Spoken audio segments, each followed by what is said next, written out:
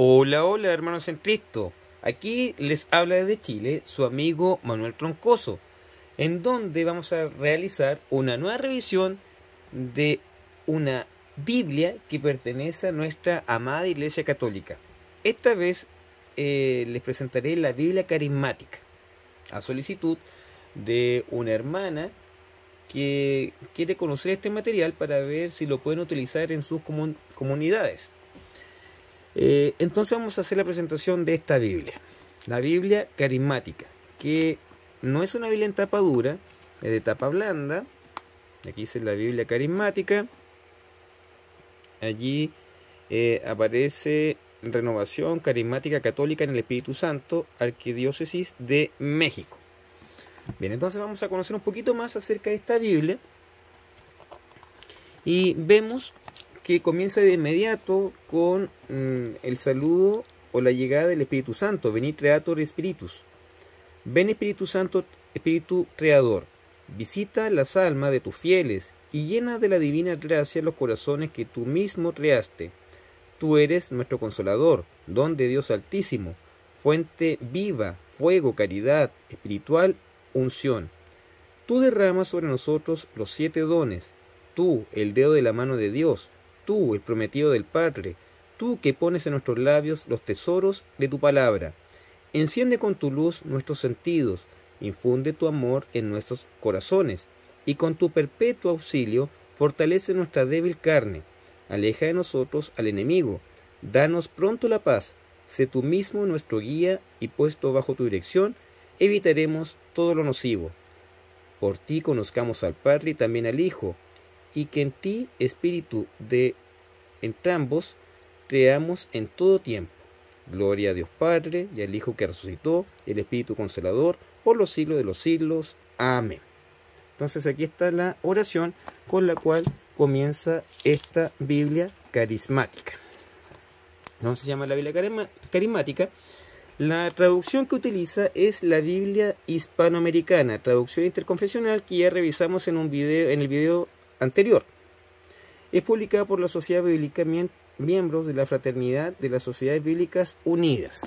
Recordemos que las Sociedades Bíblicas Unidas es de origen protestante. Después dice, la Biblia Carismática, edición personalizada de la Biblia Hispanoamericana para la Renovación Carismática de México. Texto bíblico de la Biblia Hispanoamericana, traducción interconfesional, primera edición, año 2012. Dirección técnica y coordinación de la traducción del texto bíblico, Casa de la Biblia, Sociedad Bíblica de España. Texto, Biblioteca Autores Cristianos, Editorial Verbo Divino, Sociedad Bíblica de España. Esta edición especial de la Biblia Carismática 2014, Sociedad Bíblica de España. En colaboración con Sociedad Bíblica de México. Y aquí aparece lo siguiente que dice, los textos sobre el Espíritu Santo de las secciones A, B, C, han sido traídos y adaptados por el Padre Carlos Triana, previa autorización de los 2 tomos de Teología Bíblica del Espíritu Santo, del Padre Salvador Carrillo Alday, Editorial Davar, México, 1998. Prohibía la reproducción total o parcial del contenido de esta publicación sin la autorización expresa de los propietarios. Bien, vamos a ver aquí el índice general, en donde habla de la Biblia carismática, presentación, introducción, traducción interconfesional, abreviatura de los libros de la Biblia, siglas, abreviaturas, espíritu y palabra, la renovación carismática, creo en el Espíritu Santo según el Catecismo de la Iglesia Católica. Y aquí aparecen todos los libros de la Biblia. Bien, la Biblia carismática, presentación, dice así. El Espíritu Divino ha suscitado en la renovación carismática una pasión especial por la Sagrada Escritura. Allí la estudian, la leen, la oran, la cantan, la proclaman, la anuncian y la viven con un entusiasmo inusitado.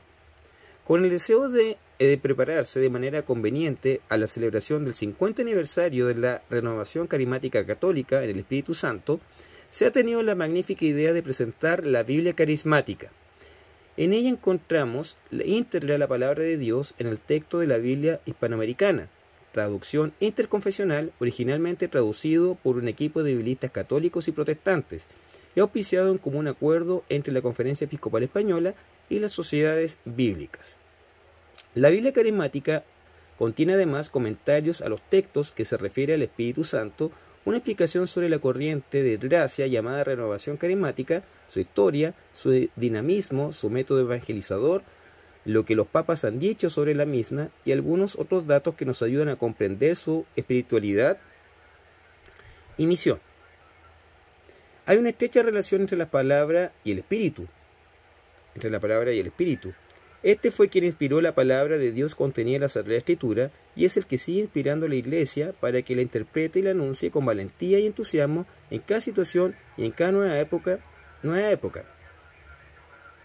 Bien, entonces aquí podemos ver la presentación de la Biblia carismática. Aquí dice: gracias al movimiento carismático, muchos cristianos han redescubierto Pentecostés como realidad viva y presente de su existencia cotidiana. Esto lo dijo su santidad Juan Pablo II en el año 2004. Aquí vamos a ver la introducción. El nacimiento de Jesucristo es lo mejor que le ocurrió a la humanidad. Jesús de Nazaret es confesado como Cristo de Dios por la Iglesia. También como el Mesías prometido en las Sagradas Escrituras, que al llegar a la plenitud de los tiempos nació de mujer. Después de una vida oculta en el hogar de Nazaret, pasó por todas partes haciendo el bien, y aunque fue hombre, a quien Dios avaló con los milagros, prodigios y señales que Dios realizó por su medio, fue condenado a morir en la cruz. No voy a leer más porque esta es la misma introducción que yo les hice lectura cuando presenté la Biblia hispanoamericana.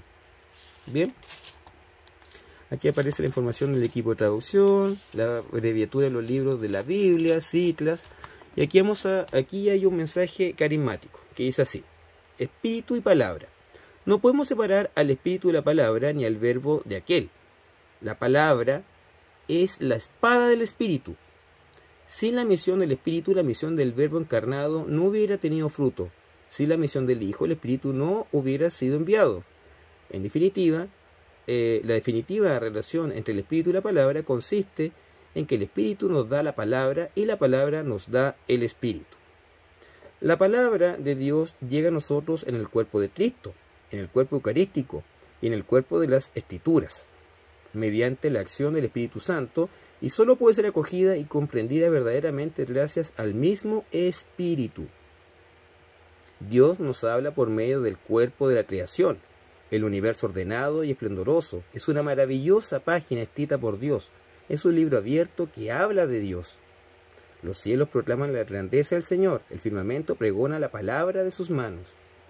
Dios nos habla también por medio de los cuerpos de los profetas. Confesamos que Dios, con la potencia de su Espíritu, habló por los profetas. La palabra de Dios llega a nosotros por medio del cuerpo de Cristo. Él es el rostro de la palabra encarnada, imagen visible de Dios invisible.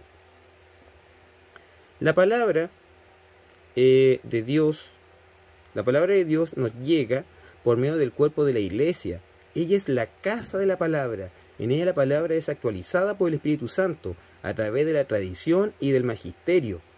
Como recuerda San Irineo, los que no participan del Espíritu no obtienen del pecho de su madre la Iglesia el nutrimento de la vida. No reciben nada de la fuente más pura que brota del cuerpo de Cristo.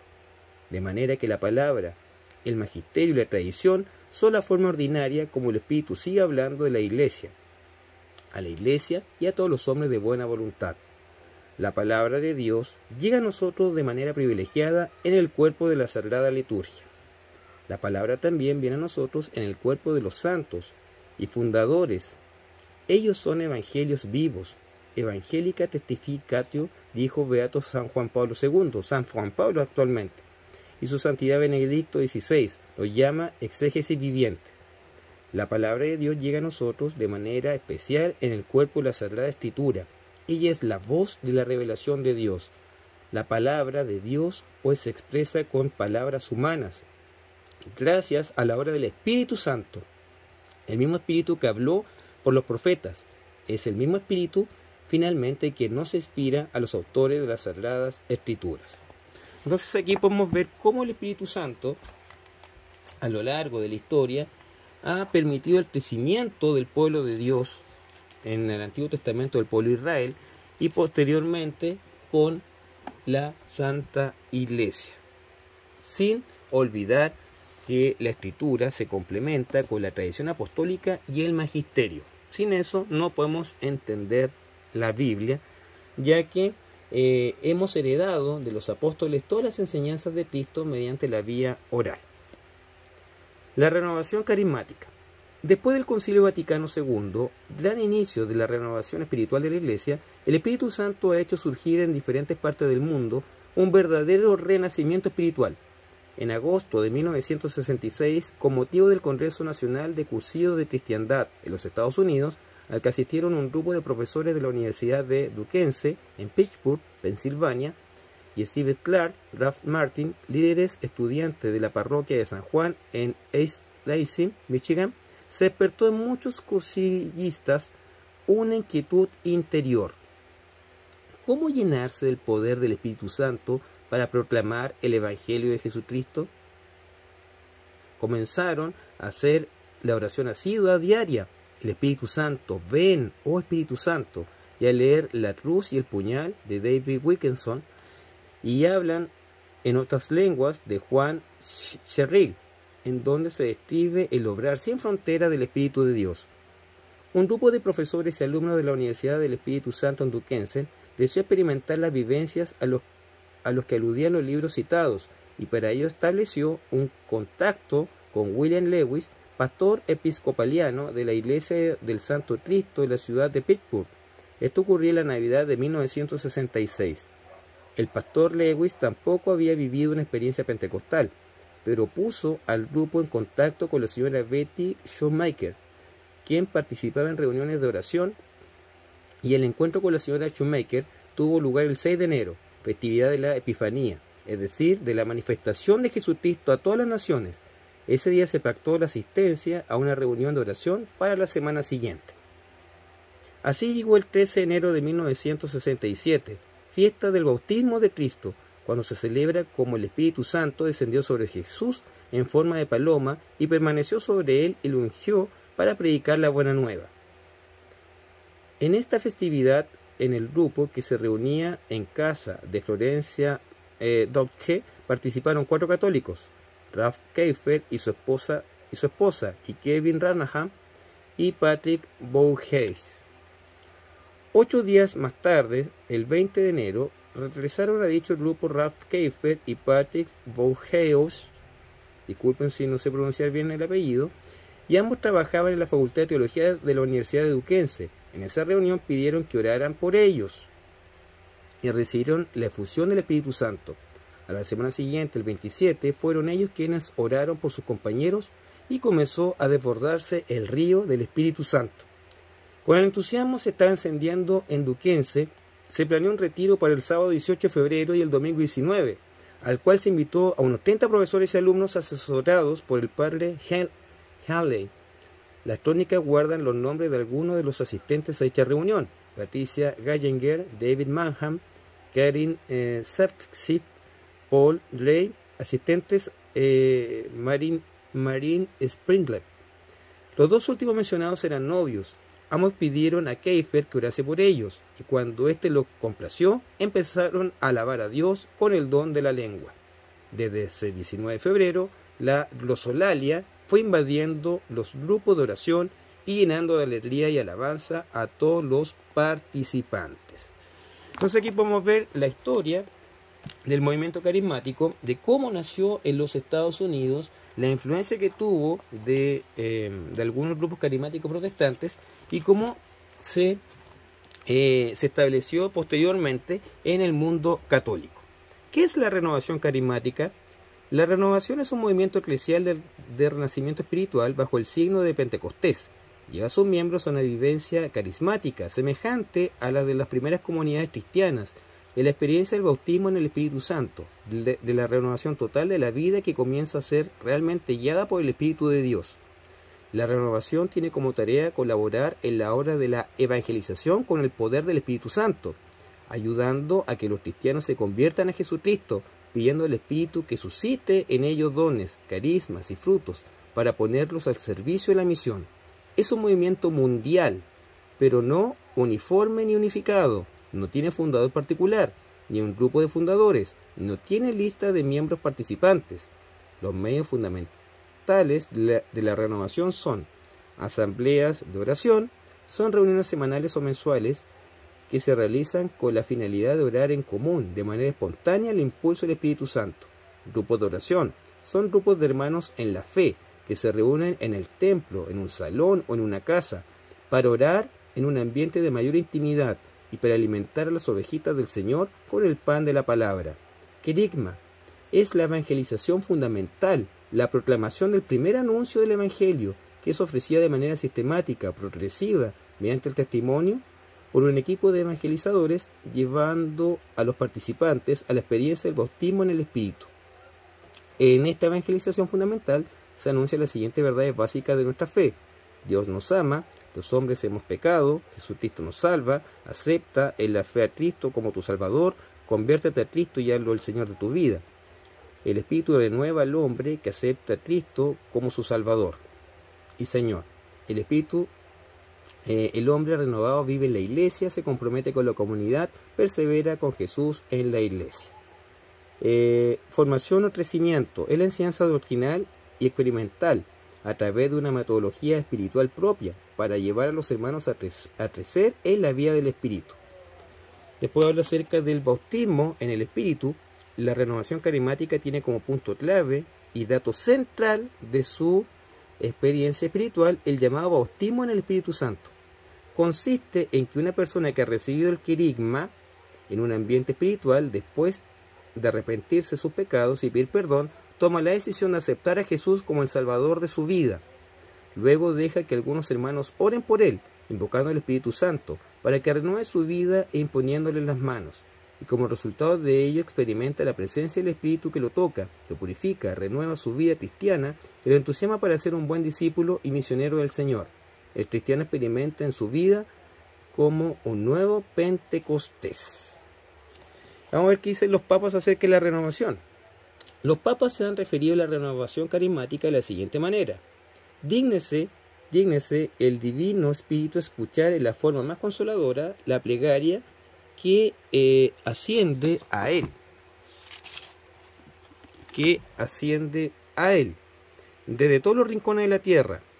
Renueva en nuestro tiempo los prodigios, como de un nuevo Pentecostés, y concede que la Santa Iglesia, permaneciendo unánime en la oración con María, la Madre de Jesús, y bajo la dirección de Pedro, acreciente el reino divino del Salvador, reino de verdad y justicia, reino de amor y de paz. Esta fue la oración que hizo su Santidad Juan XXIII por el Concilio Vaticano II.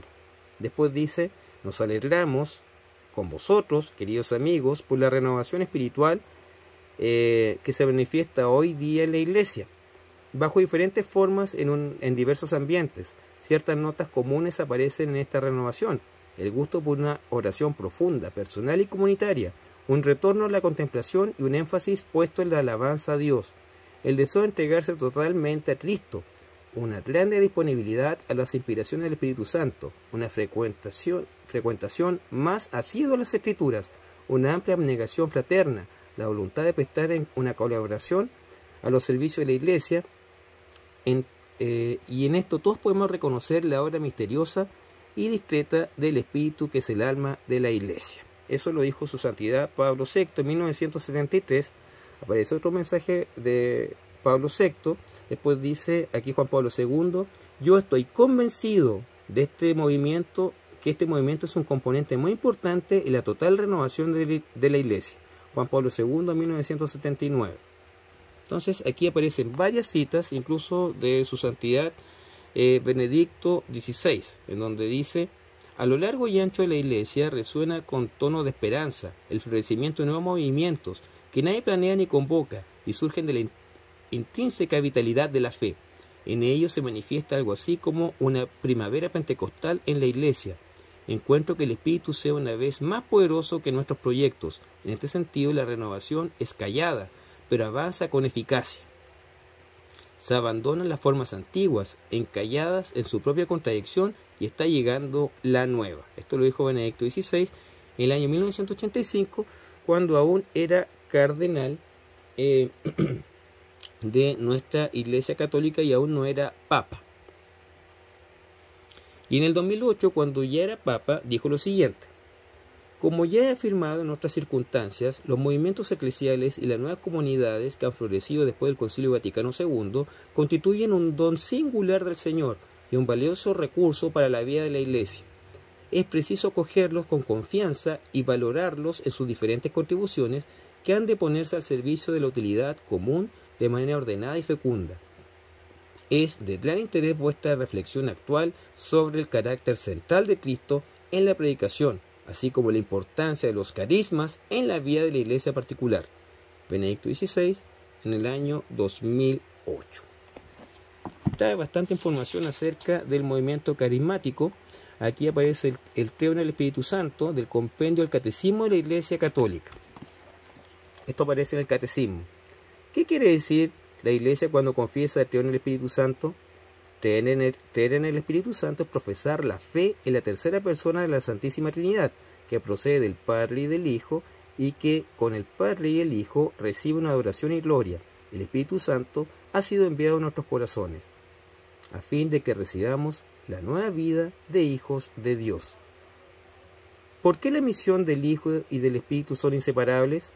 La misión del Hijo y la del Espíritu Santo son inseparables, porque en la Trinidad indivisible, el Hijo y el Espíritu son distintos, pero inseparables. En efecto, desde el principio hasta el fin de los tiempos, cuando Dios envía a su Hijo, envía también su Espíritu, que nos une a Cristo en la fe, a fin de que podamos, como hijos adoptivos, llamar a Dios Padre. El Espíritu es invisible, pero lo conocemos por medio de su acción, cuando nos revela el Verbo y cuando obra en la Iglesia. ¿Cuáles son los apelativos del Espíritu Santo? El Espíritu Santo es el nombre propio de la tercera persona de la Santísima Trinidad. Jesús lo llama también Espíritu Paráclito, Consolador, Abogado y Espíritu de verdad. El Nuevo Testamento lo llama Espíritu de Cristo, del Señor de Dios, Espíritu de gloria y de la promesa. ¿Con qué símbolos se representa el Espíritu Santo? Son numerosos los símbolos con que se representa el Espíritu Santo. El agua viva, que brota del corazón traspasado de Cristo y sacia la sed de los bautizados. La unción con el óleo, que es el signo sacramental de la confirmación. El fuego, que transforma cuando toca. La nube oscura y luminosa, en la que se revela la gloria divina en posición de manos, por la cual se nos da el Espíritu. Y la paloma, que baja sobre Cristo en su bautismo y permanece en él. ¿Qué significa que el Espíritu habló a los profetas? Con el término profetas se entiende a cuántos fueron inspirados por el Espíritu Santo para hablar en el nombre de Dios. La obra reveladora del Espíritu en la profecía del Antiguo Testamento halla su cumplimiento en la revelación plena del misterio de Cristo en el Nuevo Testamento. ¿Cuál es la obra del Espíritu Santo en Juan Bautista? Después sigue, ¿cuál es la obra del Espíritu Santo en María? Vamos a leer aquí. El Espíritu Santo culmina en María las expectativas y la preparación del Antiguo Testamento para la venida de Cristo. De manera única la llena de gracia y hace fecunda su virginidad para dar a luz al Hijo de Dios encarnado. Hace de ella la madre del Cristo total, es decir, de Jesús cabeza y de la Iglesia su cuerpo. María está presente entre los 12, el día de Pentecostés, cuando el Espíritu inaugura los últimos tiempos con la manifestación de la Iglesia. Después vamos a leer aquí qué sucedió el día de Pentecostés. En Pentecostés, 50 días después de su resurrección, Jesucristo glorificado infunde su Espíritu en abundancia y lo manifiesta como persona divina, de modo que la Trinidad Santa queda plenamente revelada. La misión de Cristo y del Espíritu se convierte en la misión de la Iglesia enviada para anunciar y difundir el misterio de la comunión trinitaria. ¿Qué hace el Espíritu Santo en la Iglesia? El Espíritu Santo edifica, anima y santifica a la Iglesia como espíritu de amor, devuelve a los bautizados las semejanzas divinas perdidas a causa del pecado y los hace vivir en Cristo la vida misma de la Trinidad Santa, los envía a dar testimonio de la verdad de Cristo y los organiza en sus respectivas funciones para que todos den el fruto del Espíritu. Entonces aquí hemos visto qué es lo que dice el Catecismo acerca de la importancia de la tercera persona de la Santísima Trinidad, que es el Espíritu Santo. Después habla aquí el Espíritu Santo según el Catecismo de la Iglesia Católica. Y aquí ya comienza la Biblia propiamente tal. El Espíritu Santo en el Antiguo Testamento habla del Espíritu de Dios, el Espíritu de Dios en la creación, el Espíritu de Dios en los jefes del pueblo, el Espíritu de Dios suscita en los profetas, promesas de la efusión del Espíritu de Dios. Y después hay una introducción del Antiguo Testamento. Recuerde que esta introducción ya se basa en lo que aparece en la Biblia interconfesional o la Biblia hispanoamericana, que es lo mismo. Y aquí ya comienza con el texto del Génesis. No voy a leerlo porque es lo mismo que hice en un video anterior de la Biblia hispanoamericana, ¿ya? Entonces podemos ver que se divide en dos columnas, la letra es pequeña, no es tan grande, ¿ya? Y también trae comentarios, ¿cierto? Trae comentarios, son los mismos comentarios de la Biblia hispanoamericana. Entonces aquí avanzamos por la Biblia, si ustedes se dan cuenta, al inicio del Nuevo Testamento también habla acerca de la importancia del Espíritu Santo. Aquí comienza ya el Nuevo Testamento, el Espíritu Santo del Nuevo Testamento, como aparece en el libro de Mateo. María, su madre, estaba prometida en matrimonio a José, pero antes de convivir con él quedó embarazada por la acción del Espíritu Santo. Entre los judíos el matrimonio comprendía dos actos, los desposorios y las nupcias, entre las cuales podría transcurrir un lapso de tiempo. El primer acto era el verdadero contrato legal, en virtud del cual la novia era llamada esposa. Una infidelidad era calificada por adulterio, y si el esposo moría, era considerada como viuda. El segundo acto, las nupcias, consistían en la entrada solemne de la novia a la casa del esposo. Era la consagración definitiva del matrimonio. Mire qué interesante. Las dos etapas del matrimonio en los judíos. José y María todavía no convivían y resultó que esperaba un hijo. La expresión indica el carácter insólito e inesperado de la concepción. Así Mateo afirma claramente la concepción virginal de Jesús por una acción soberana de Dios. Pues el Hijo que ha concebido es por la acción del Espíritu Santo.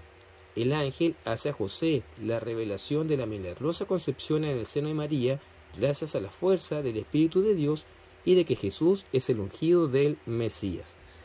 Interesante información para poder entender el texto. También habla cómo el Espíritu Santo se manifiesta en el libro de Juan, ¿cierto? En los Hechos de los Apóstoles, y cómo se manifiesta en todo el Nuevo Testamento. En todo el Nuevo Testamento. Entonces, esta es la Biblia carismática, ¿ya? Que me pidió una hermana que pudiese mostrar. Trae mucho material de la renovación carismática, mucho material. También aparecen algunos textos que relacionados con el Espíritu Santo que aparecen marcados, como ustedes se pueden dar cuenta aquí. Aquí habla de la venida del Espíritu Santo en Hechos de los Apóstoles.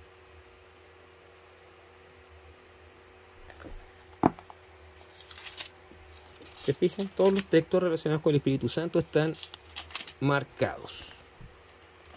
Bien, entonces esta ha sido la revisión de la Biblia carismática. Vamos a cerrar el video mostrando lo que aparece aquí. Hay un plan de lectura anual. Aparece también la Biblia posee un índice de palabras, es breve, ¿ya? Apéndice, calendario hebreo, breve descripción de los contenidos de los libros de la Biblia. Es breve, muy breve, no es como la Biblia hispanoamericana o la Biblia interconfesional. Aparece cómo leer la Biblia, qué es lo que debería hacer una persona para leer la Biblia, qué dice la Biblia acerca del perdón de Dios, cómo encontrar ayuda en la Biblia,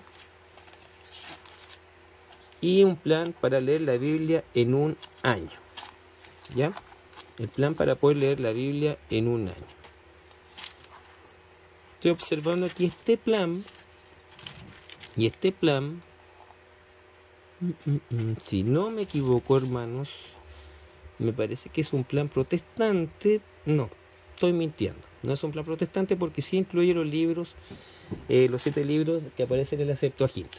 ¿Ya? Aquí aparece sabiduría. Bien. Entonces aquí aparecen mapas que no son en colores y termina con la oración del Espíritu Santo. Ven Espíritu Santo, Llena los corazones de tus fieles y enciende en ellos el fuego de tu amor.